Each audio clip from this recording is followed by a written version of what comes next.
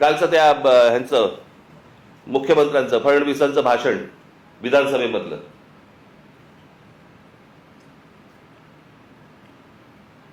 ते काय ते कुठलं मिसिंग लिंक वरती म्हणे ते काय ते काय कोसळला, खांब कोसळला आणि पाणी सगळीकडनं येतंय, त्याचं म्हणे राजकारण करू नका. अरे वा, त्याच्यावर बोललं की राजकारण. मग इतकी वर्ष आपण काय करत होतात? दुसऱ्यांच्या सरकार जेव्हा होती दुसऱ्यांची, त्यावेळेला तुम्ही काय करत होतात? त्यावेळेला जी आंदोलनं झाली ते राजकारण नव्हतं. स्वतःच्या अंगाशी आल्यावरती ते राजकारण, विरोधकांचं राजकारण, असं कसं होईल? आणि काय म्हणतायत म्हणे, एक वेळ मला बोला पण महाराष्ट्राचा अपमान मी सहन करणार नाही. वा रे वा, लोक त्या मिसिंग लिंक बद्दलच बोलतायत, महाराष्ट्राचा कुठे अपमान करतायत? पण ते काय सगळं घेऊन जायचं, म्हणजे ते वरपासून खालपर्यंत आता काय सवय लागली आहे. केंद्र सरकारच्या कुठच्या गोष्टींबद्दल बोललं की तुम्ही देशविरोधी. आता केंद्र सरकारची कामं आहेत ती, त्याच्यात देशाचा काय संबंध? आता मिसिंग लिंक बद्दल बोललं तर ह्याच्यात महाराष्ट्राचा अपमान कुठे आला? लोकांनी प्रश्नही नाही विचारायचे. काय झालंय ते, इतके दिवस जे मोबाईल फोनवरनं विरोधकांना जे करत होते ना, शिव्या घाल, वाटेल ते बोल, हे जे सगळे त्याच्यात ठेवलेल्या टीम्स आहेत ना, हे जे सगळं सुरू होतं ना, ते आता अंगलट आलंय. आता ह्यांच्या दामदुपटीने ह्यांच्या अंगावरती येत आहे आणि त्याच्यामुळे लागले आता त्रास व्हायला लागला त्याचा. आपणच सुरू केल्यात त्या गोष्टी. गेल्या 10-12 वर्षातच या सगळ्या गोष्टी मोठ्या प्रमाणावर सुरू झाल्या. विरोधकांना वाटेल ते बोलणं, विरोधकांना शिव्या घालणं, वाईट साईट लिहिणं, सगळ्या गोष्टी ज्या सुरू झाल्या हे तुम्ही बसवलेल्या टीमकडनं सुरू झाल्या. आता तुमच्या अंगावरती येत आहे ते सगळं, आणि तुमच्या अंगावरती येत आहे म्हणून लगेच महाराष्ट्राचा अपमान. ह्याच्यात कसला आला महाराष्ट्राचा अपमान? राम मंदिराच्या चोरीबद्दल बोललं की म्हणे धर्माचा अपमान. अरे चोरी आहे ना ती, ह्याच्यात धर्म कुठे आला?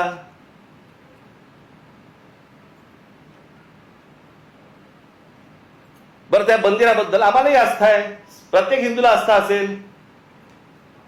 तिथे ज्या वेळेला 1400 कोटी रुपये ज्यावेळेला चोरले जातात, काहीही म्हणजे किती पडदा किती असावा यांच्या समोर. म्हणे वक्फ बोर्डामध्ये ज्या वेळेला म्हणे तिकडे चोऱ्या झाल्या त्याच्याबद्दल तुम्ही नाही बोलणार. आम्हाला काय देणं घेणं?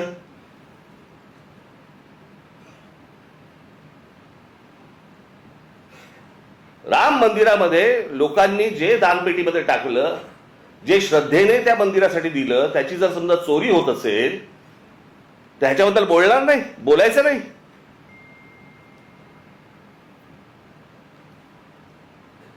काल ते कोणतरी होसबळे का कोणतरी आहेत ते म्हणे धर्मविरोधी जे लोक आहेत ते म्हणे पसरवतात. आम्ही धर्मविरोधी?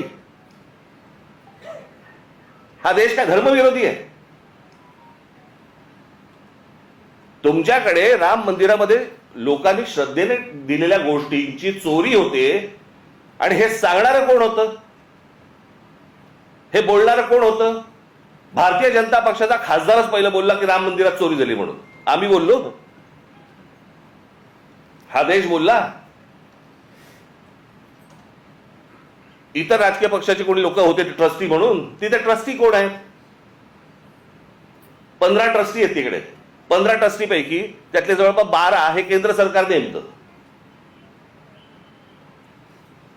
आणि त्या 12 पैकी केंद्र सरकारने जी नेमलेली माणसं आहेत ती RSSशी संबंधित आहेत, विश्व हिंदू परिषदेशी संबंधित आहेत, भाजपशी संबंधित आहेत, बाकी कोणीच नाहीये. केंद्र सरकार आणि राज्य सरकार नेमलेले IAS अधिकारी आहेत. तिथे जर 1400 कोटी, आत्ता 1400 कोटीचा आकडा आलाय, मुळात कितीची चोरी झाली माहिती नाही आपल्याला.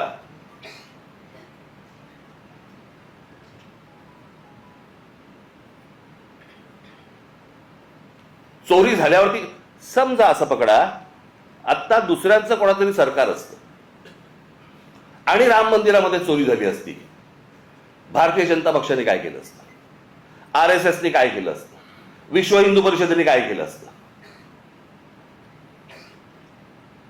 मोर्चे काढले असते, सगळ्या गोष्टी केल्या असत्या. त्याच्यात नाही राजकारण.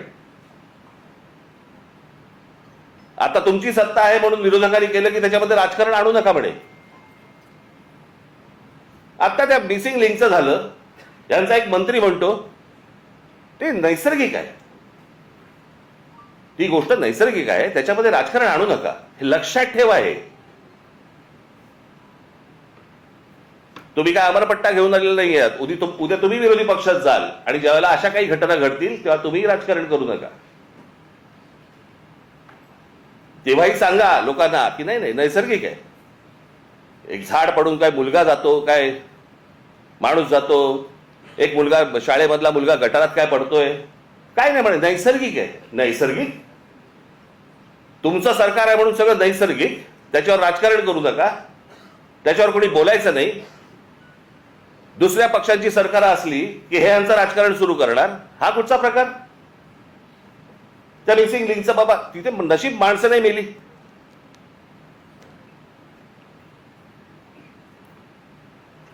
गंमत बघा, त्या मागे 2005 मुंबईमध्ये आला होता ना फ्लड, ते सगळं पाणी वगैरे तुंबलं होतं.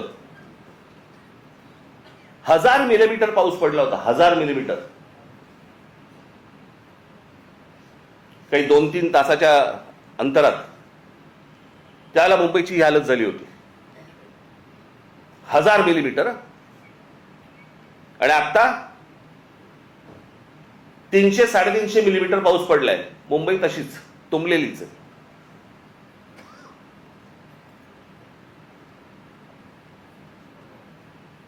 तेव्हा वारे बाप वाटेल ते बोलायचे, वाटेल ती सगळी आंदोलनं करायची, पैसे खाल्ले, हे केलं ते केलं, तेव्हा राजकारण नाही. आता मुंबई तुंबली नाही, नैसर्गिक आहे. ती कोणती बाई ती गाणी म्हणायची, काय ते गाणं होतं ते, तुला मुंबईवर भरोसा नाही काय, कुठे गेली ती आता? तुमचा आला व्हिडिओ?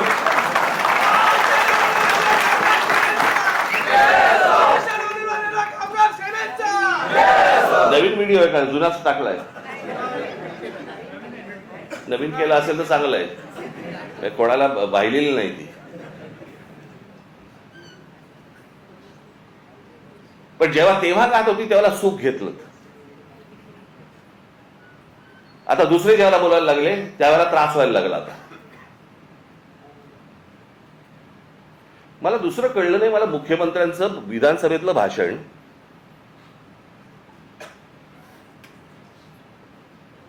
की या मिसिंग लिंक प्रकरण हे उत्तम दर्जाचं ते काय कन्स्ट्रक्शन आहे वगैरे वगैरे सगळं झालं, आणि ह्याचं जर समजा कोणी राजकारण करत असेल आम्ही बघून घेऊ त्याला. मुख्यमंत्री आहेस ना तू, बघून घेऊ. बरं झालं ते झालं. पुढे वाक्य संपल्या हिंदीतून सुरू झाले. मिसिंग लिंक के बारे में अगर कोई राजनीति करे, कोणासाठी हिंदी बोललात? समोरचे आमदार मराठी, महाराष्ट्राची विधानसभा, महाराष्ट्राच्या विधानसभेमध्ये आमचा मुख्यमंत्री, महाराष्ट्राचा मुख्यमंत्री हिंदीत बोलतो. कशासाठी? कोणाला सांगायचं होतं? कदाचित आपल्याच पक्षातल्या वरच्या लोकांना सांगायचं असेल, बघून घेईन.